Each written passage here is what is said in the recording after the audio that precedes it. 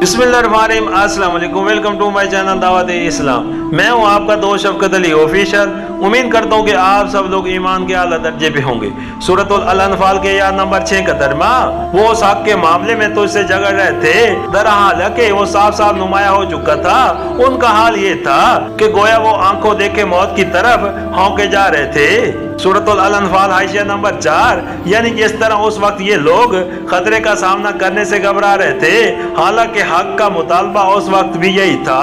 कि खतरे के मुंह में चले जाएं। उसी तरह आज उन्हें माले गनीमत हाथ से छोड़ना नागवार हो रहा है, हालांकि हक का मुतालबा यही है कि वो उसे छोड़ें और हुक्म का इंतजार करें। दूसरा मतलब ये भी हो सकता है कि अगर अल्लाह की इताअत करोगे और अपने नफ्स की ख्वाहिश के बजाय रसूल का कहना मानोगे तो वैसा ही अच्छा नतीजा देखोगे जैसा अभी जंग बदर के मौके पर देख चुके हो कि तुम्हें लश्कर कुरैश के मुकाबले पर जाना सख्त नागवार था और उसे तुम हलाकत का पैगाम समझ रहे थे, लेकिन जब तुमने हुक्म खुदा और रसूल की तामील की तो यही खतरनाक काम तुम्हारे लिए जिंदगी का पैगाम साबित हुआ। कुरान का ये इरशाद ज़िम्नन उन रिवायात की भी तरदीद कर रहा है जो जंग बदर के सिलसिले में अमूमन कुतुब सीरत व मगाजी में नकल की जाती है, यानी ये कि इब्तदान नबी करीम सल्लल्लाहु अलैहि वसल्लम और मोमिनीन काफिले को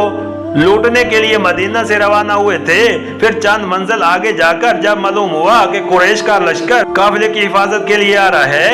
तब ये मशवरा किया गया कि काफिले पर हमला किया जाए या लश्कर का मुकाबला। इस बयान के बरक्स कुरान ये बता रहा है कि जिस वक्त नबी करीम सल्लल्लाहु अलैहि वसल्लम अपने घर से निकले थे, उसी वक्त ये अमर हक आपके पेश नजर था कि कुरैश के लश्कर से फैसला कुन मुकाबला किया जाए, और ये मुशावरत भी उसी वक्त हुई थी कि काफिले और लश्कर में से किसको हमले के लिए मुंतखब किया जाए। और बावजूद यका मोमिनीन पर यह हकीकत वाज़ेह हो चुकी थी कि लश्कर ही से निपटना जरूरी है। फिर भी उनमें से एक गिरोह उससे बचने के लिए हुज्जत करता रहा और बिल आखिर जब आखिरी राय ये करार पाई गई कि लश्कर ही की तरफ चलना चाहिए, तो ये गिरोह मदीना से ये ख्याल करता हुआ चला गया कि हम सीधा मौत के मुंह में झोंके जा रहे हैं।